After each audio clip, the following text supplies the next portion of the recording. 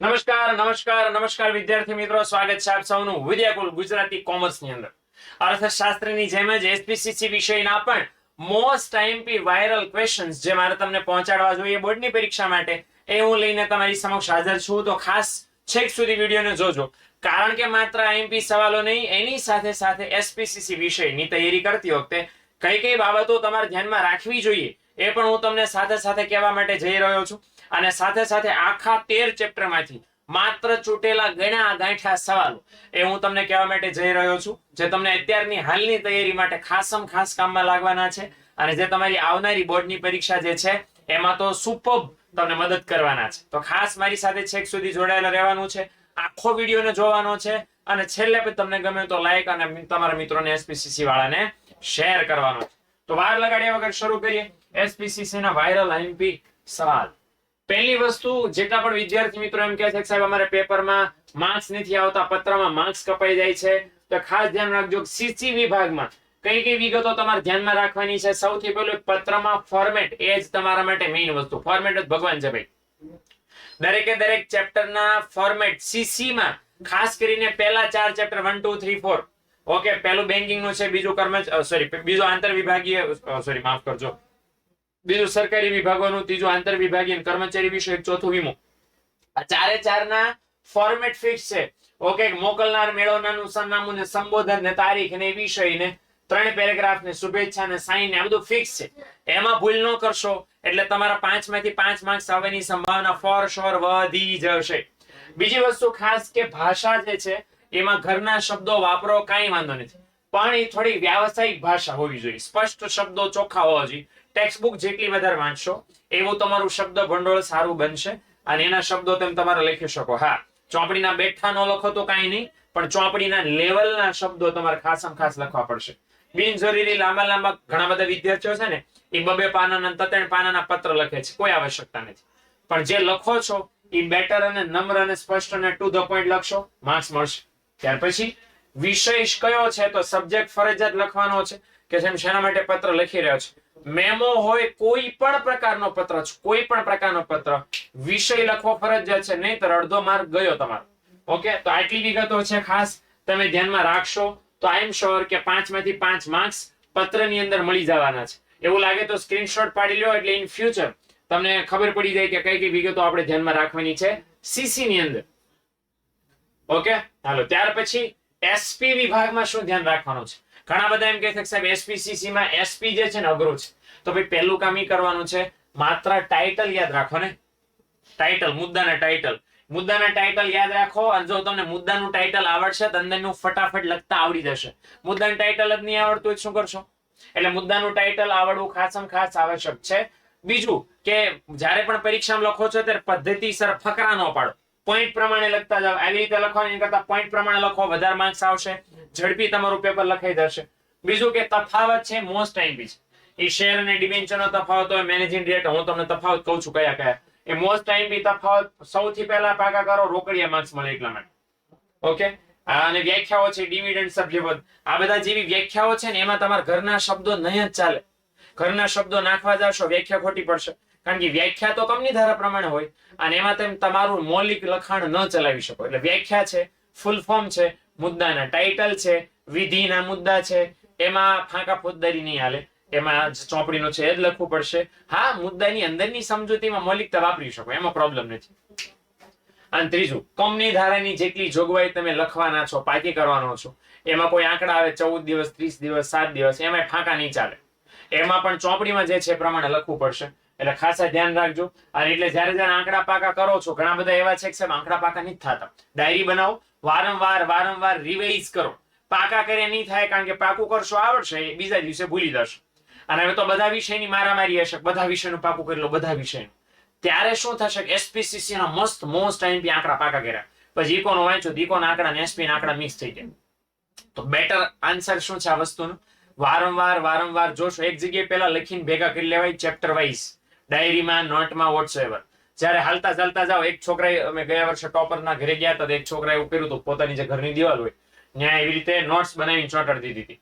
Okay, એના ટેબલની સામે. એટલે જ્યાં એમ જોયું કે હવે નવરા પડ્યા ને કઈ કંટાળો આવે છે એટલે ત્યાં જોઈ લે, એસપી ના બધા આંકડા અહીંયા લખેલા દેખાય. ઇકોના બધા આંકડા અહીંયા લખેલા દેખાય. એટલે આવી રીતે તમે કરી શકો છો, એટલે તમારું કામ ઈઝી બને, સરળ બને, હે ને? હાલો ત્યાર પછી બીજું શું કરી શકાય પેપર લખતી વખતે. આની ટિપ્સ અલગથી લઈને આવીશ પછી, પણ અત્યારે શોર્ટમાં કહી દઉં.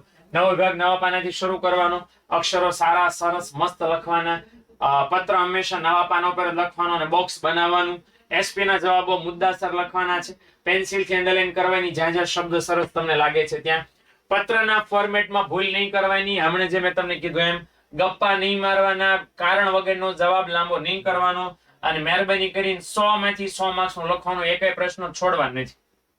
ઓકે, હવે આની ડિટેલમાં હું તમને ચર્ચા કરીશ. એસપીસીસી ની કિલર સ્ટ્રેટેજી એક તમારા માટે લાવીશ, ત્યારે હું તમને ડિટેલમાં કહીશ કે પેપરમાં 100 માંથી 100 માર્ક્સ લાવે છે એસપીસીસી માં શું કરવાનું. પણ અત્યારે તો ખાલી એટલી બેઝિક વસ્તુ ધ્યાનમાં રાખો. અને હવે હું તમને વાર લગાડ્યા વગર કહું છું મોસ્ટ ટાઈમ સવાલ. ઓકે, સ્ક્રીનશોટ પાડી લો ભાઈ, સમજાવવાનો અત્યારે સમય નથી, એટલે સ્ક્રીનશોટ પાડી લો, તમને આઈડિયા આવી જશે કે કેટલા સવાલો આપણે કરવાના છે. હા, તમારી સરળતા માટે બધા ચેપ્ટરના નામ કહી દઉં છું. વેપારી કયા વિભાગો સાથે? તો સીસી નું ચેપ્ટર નંબર 2 છે.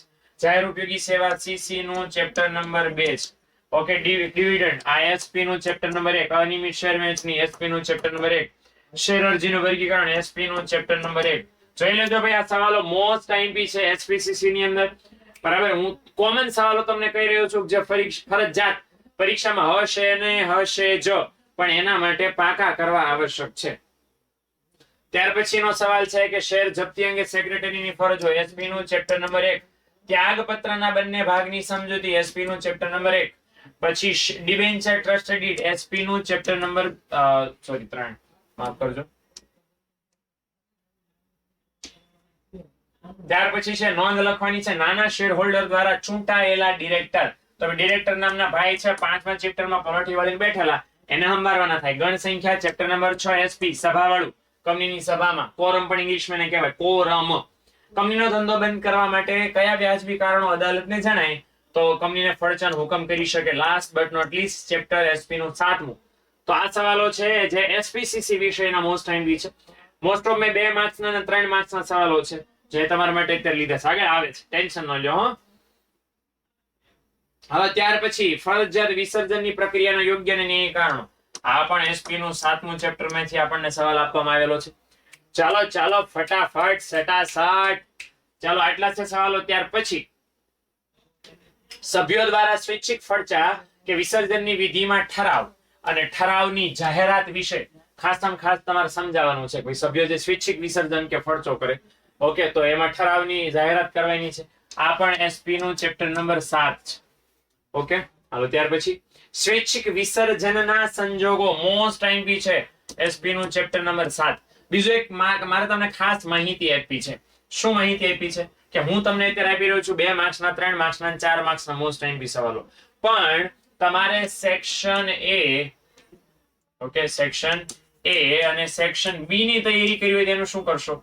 તો એના માટે મોસ્ટ આઈએમપી સવાલો વાળી પીડીએફ એસપીસીસી વિષયની, કયા વિષયની? એસપીસીસી વિષયની મેં તમારા માટે ડાઉનલોડ કરી શકાય એવા ફોર્મેટમાં રાખીને મૂકી છે, બનાવી દીધી છે, જે આ વિડીયોના ડિસ્ક્રિપ્શન ની અંદર એની લિંક અવેલેબલ છે. એટલે એસપીસીસી માં તો ઢગલા બંધ એમસીક્યુ નીકળી શકે એમ છે, પણ એમાંથી કયા મોસ્ટ આઈએમપી એમસીક્યુ સવાલો છે જવાબ સાથે મેં મૂક્યા છે. સેક્શન એ ના અને સેક્શન બી ના બંને ચેપ્ટર વાઇઝ 13 ચેપ્ટરના મૂકી દીધા છે, જેથી તમને સેક્શન એ અને બી માં માર્ક્સ ને કપાવવામાં કોઈ ચાન્સ ન રહે. અને એની પ્રેક્ટિસ પરીક્ષા પહેલા કરી લેશો, તમારી પરીક્ષાના ટકાવારી થોડી ઘણી વધે તો કોને નુકસાન છે? ભાઈ બધાને ફાયદો છે. તો ખાસ ડાઉનલોડ કરી લેજો. વિડીયોની નીચે ડિસ્ક્રિપ્શનમાં લિંક છે. પહેલા ન ખબર પડે કઈ રીતે ડાઉનલોડ કરો તો આ સરસ મજાનો ફોન નંબર છે 97 44 45 અને 48. ડન છે ભાઈ? ચલો, તો આ બાબતનું આપણે ખાસ ધ્યાન રાખવાનું થશે ભાઈ. ત્યાર પછીનો સવાલ છે ઈ કોમર્સ અંગે સમજૂતી આપવાની છે, સીસી નું ચેપ્ટર નંબર 5. ઓકે, 3 માર્ક્સમાં મોસ્ટ આઈએમપી છે. ઈમેલ લખતી વખતે ધ્યાનમાં રાખવાની બાબતો ચેપ્ટર નંબર 5 મોસ્ટ આઈએમપી છે, 6 બાબતો લખવાની. ઓકે, હાલો ત્યાર પછી આટલું કહી દયા પછી જો યાદ રાખજો, ભૂલી નહીં જતા, મોસ્ટ આઈએમપી પીડીએફ આની અંદર તમને મળી જશે. આ લિંકના ડિસ્ક્રિપ્શનમાં જોજો. તફાવત જે મોસ્ટ આઈએમપી છે, પેલો નોટિસ અને પરિપત્ર સીસી નું 3જું ચેપ્ટર છે, એની અંદર તમને 2 માર્ક્સ માટે મળી જશે. હાલો ત્યાર પછી અનિયમિત અને ગેરકાયદેસર શેર વેચણી એસપી નું પહેલું ચેપ્ટર છે, 3 માર્ક્સ માટે મોસ્ટ આઈએમપી છે. ત્યાર પછી સ્વૈચ્છિક અને ફરજિયાત ફેરબદલી એસપી નું બીજું ચેપ્ટર, આ પણ 3 અથવા 4 માર્ક્સ માટે મોસ્ટ આઈએમપી છે. ત્યાર પછી શેર અને ડિબેન્ચર ચેપ્ટર નંબર 3 એસપી નું ચેપ્ટર નંબર 3 વધીને 3 માર્ક્સ માં પૂછાય, ક્યારેક ભગવાનની કૃપા હોય તો 4 માર્ક્સ માં પણ પૂછાઈ શકે છે. શેર અને ડિબેન્ચર નો તફાવત, એસપી નું ચેપ્ટર નંબર 3. એસપી નું ચેપ્ટર નંબર 4 સભ્ય અને શેર હોલ્ડર, તો એ પણ મોસ્ટ આઈએમપી સવાલ છે. એ પણ છે 3 માર્ક્સ માટે. 3 માર્ક્સ માં તો બહુ વધારે છે, પણ 2 માર્ક્સ માટે બહુ બધી વાર પૂછાયેલો છે, તો 2 માર્ક્સ માટે મોસ્ટ આઈએમપી છે. ઓકે, બધા તફાવત અહીં કહી દઉં છું. મેનેજિંગ ડિરેક્ટર અને ડિરેક્ટર, એસપી નું ચેપ્ટર નંબર 5, આ પણ 3 અથવા 4 માર્ક્સ માટે અગત્યનો છે. અને ઓકે, સામાન્ય ઠરાવ અને ખાસ ઠરાવ, એસપી નું ચેપ્ટર નંબર 6, એ 3 માર્ક્સ માટે અગત્યનો સવાલ છે. ઓકે, તો આ 7 તફાવતો છે જે એસપીસીસી વિષયના મોસ્ટ આઈએમપી તફાવતો છે, જેને તમારે ભૂલવાના નથી. તમે એસપીસીસી માં એસપી સેક્શન પાકો કરવાનું શરૂ કરો, તફાવત પહેલા પાકા થઈ ગયેલા હોવા જોઈએ. ઓકે, તો આટલી વિગતોનું તમારે ખાસમ ખાસ ભૂલ્યા વગર ધ્યાન રાખવાનું છે. બાકીના પણ હજી સેક્શન વાઇઝ આઈએમપી ને ઘણું બધું તમારા માટે લઈને આવવાનો છું. મેગા શોર્ટ લેક્ચર પણ તમારા માટે લઈને આવવાનો છું 8 ફેબ્રુઆરી અને 15 ફેબ્રુઆરી 4-4 કલાકના. એમાં પણ હું તમને ડિટેલમાં ઓર સવાલો આઈએમપી તરીકે આપવાનો છું. તો ક્યાંય જવાનું નથી, ક્યાંય મૂંઝાવાનું નથી. એસપીસીસી નું જે કન્ટેન્ટ ઘટશે જો, એટલે તમને સેક્શન એ અને બી એમસીક્યુ એસક્યુ ની પીડીએફ આપી દીધી છે. બાકી 2-3 માર્ક્સ ના સવાલોના જવાબ આપી દીધા છે, સવાલો આપી દીધા છે આઈએમપી. અને બાકી જે ઘટી મેગા શોર્ટ ને હજી ઘણું બધું એસપીસીસી ની કિલર સ્ટ્રેટેજી પણ લાવવાનો છું. મેં કીધું મેગા શોર્ટ લેક્ચર પણ આવવાના છે, તો ટેન્શન લેવાનું નથી, મૂંઝાવાનું બિલકુલ નથી. બસ ડન છે ભાઈ. તો અહીંયા સુધી અત્યારે હું રાખું છું, પણ મેં કીધું એમ નેક્સ્ટ વિડીયો ની અંદર ભૂલ્યા વગર તમારે જોડાઈ જવાનું છે. કઈ ફેબ્રુઆરી છે? 8 ફેબ્રુઆરી અને 15 ફેબ્રુઆરીએ સાંજે 4 વાગ્યાથી 8 વાગ્યા સુધી, બંને દિવસો રવિવાર છે. અને એસપીસીસી ના તમને છે ડિટેઇલ્ડ એજ્યુકેશનલ લાભ હું તમને આપીશ, એટલે તમારી બધી જે ડાઉટ છે, ક્વેરી છે, એ હું તમને સોલ્વ કરી શકીશ. અને એક મુદ્દો આપણે એની અંદર લઈ લેવાનો પ્રયત્ન કરશું. ડન છે? તો મળીએ મિત્રો. એ તારીખના લેક્ચરમાં સ્ટ્રેટેજી પણ આવી છે, કિલર સ્ટ્રેટેજી એસપીસીસી ની, એમાં પણ આપણે મળીએ. નેક્સ્ટ લેક્ચરમાં આવજો. ત્યાં સુધી ટાટા બાય બાય, સી યા.